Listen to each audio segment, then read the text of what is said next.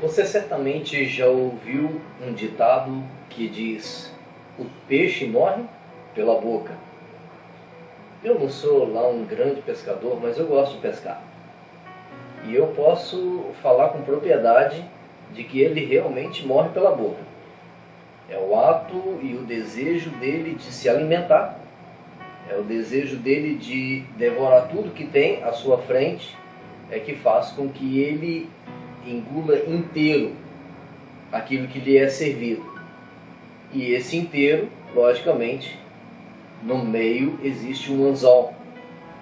E quando ele, dentro do seu ímpeto de glutonaria, engole a isca, ele acaba engolindo junto o anzol, que, por sua vez, o fisga, ele é tirado da água e dali servido como um delicioso almoço, ou seja, morreu pela boca. Você sabia que a Bíblia ela nos adverte em relação à glutonaria, em relação a morrer pela boca?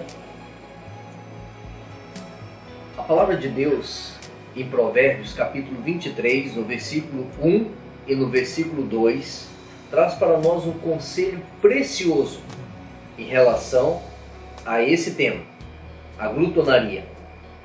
E diz assim: quando te assentares a comer com um governador, atenta bem para aquele que está diante de ti. Mete uma faca à tua garganta, se és homem, glutão. A glutonaria, ela é pecado. A palavra de Deus condena a glutonaria. A palavra de Deus nos adverte contra a glutonaria. Porque a glutonaria, o apetite, o desejo desenfreado de comer, ele é um mal que acarreta ou que traz à tona outros males. A glutonaria, o desejo, o apetite, ele é uma paixão. Ele se torna uma paixão. E há algumas pessoas que elas não conseguem controlar o seu apetite, a sua forma insaciável. E quando alguém é vencido pela paixão do apetite ou pelo apetite, ele passa a ficar vulnerável a outras paixões. E ele começa a não conseguir vencer outras paixões. Provérbios capítulo 23 também nos adverte em relação a outra coisa que pode entrar na nossa boca e fazer muito mal. E esse se encontra no versículo 29 e no versículo 30. Analise comigo o texto bíblico que diz: para quem são os ais, para quem os pesares, para quem as rixas, para quem as queixas, para quem as feridas sem causas, e para quem os olhos vermelhos? Versículo 30. Para os que se demoram em beber vinho, para os que andam buscando bebida misturada.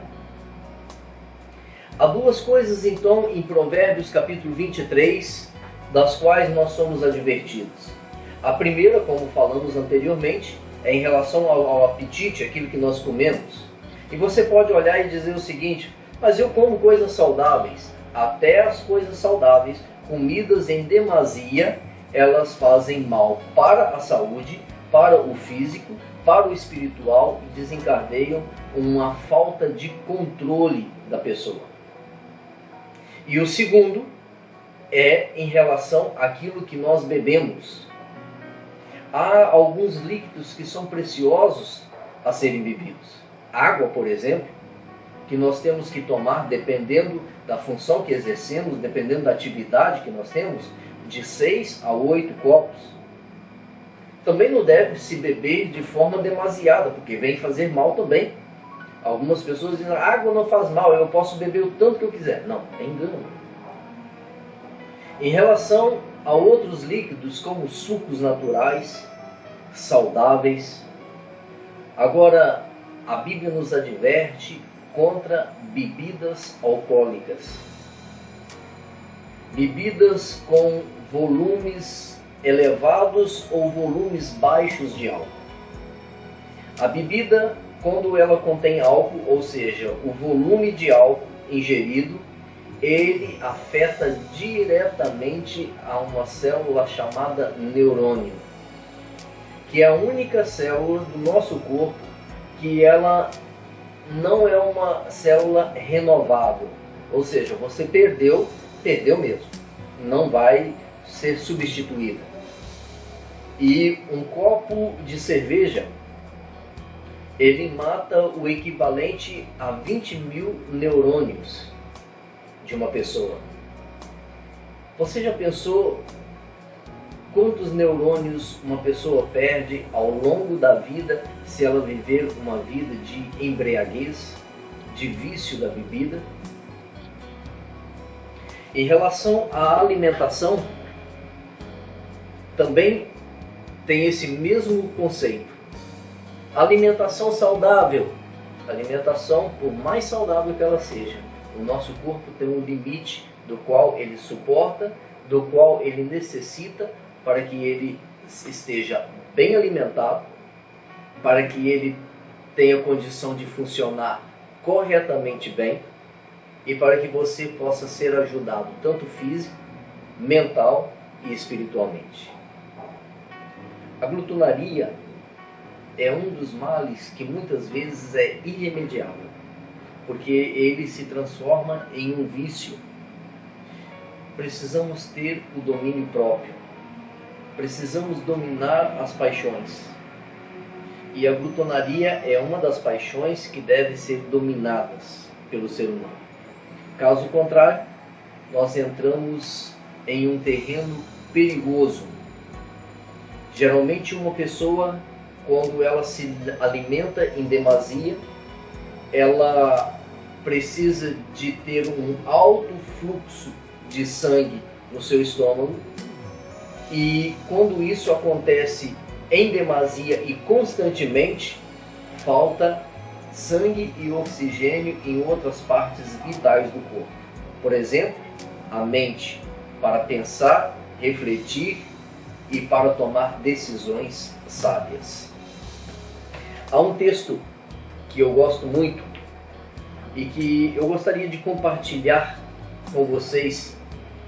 E esse texto ele está em Medicina e Salvação, página 143 e página 144, e diz assim: é necessário manter uma viva ligação com o céu, suplicando tantas vezes quanto fazia Daniel, 3 vezes ao dia, a graça divina para resistir ao apetite e à paixão. Lutar com o apetite e a paixão sem a ajuda do poder divino será inútil. Façamos de Cristo, porém, a nossa fortaleza, e a linguagem de nosso coração será: em todas estas coisas, porém, somos mais que vencedores, por meio daquele que nos amou. Disse o apóstolo Paulo: esmurro o meu corpo e o reduzo à escravidão, para que, tendo pregado a outros, não venha eu mesmo ser desqualificado. Cuide com aquilo que você faz, da forma como você vive. O seu corpo é o bem mais precioso que Deus te concedeu para que você cuide. A sua mente é uma máquina tremendamente complexa, criada pelas mãos de Deus. Quando eu e você cuidamos do nosso corpo, cuidamos da nossa mente, com a alimentação saudável, balanceada, com uma alimentação não demasiada, mas medida, quando nós bebemos água, suco natural e não bebida alcoólica ou alguns outros tipos de bebida que trazem aí corantes e fermentação, nós estamos contribuindo para uma saúde do nosso corpo, do nosso físico, mas também da nossa mente. E assim nós seremos mais felizes, muito mais felizes, tendo um corpo saudável, uma mente limpa, para estudarmos a palavra de Deus e fazermos a vontade de Deus. Use desse recurso, use dessa bênção que é a alimentação, para que ele seja uma bênção na sua vida e não uma maldição. Use de bebidas que fazem bem para a saúde e não que fazem mal para a saúde. Você tem um corpo, e esse corpo, segundo a palavra de Deus, é templo do Espírito Santo. Cuide para que Deus possa, através do Espírito Santo, morar no seu corpo, na sua mente, no seu coração, e seja muito feliz. Que Deus te abençoe.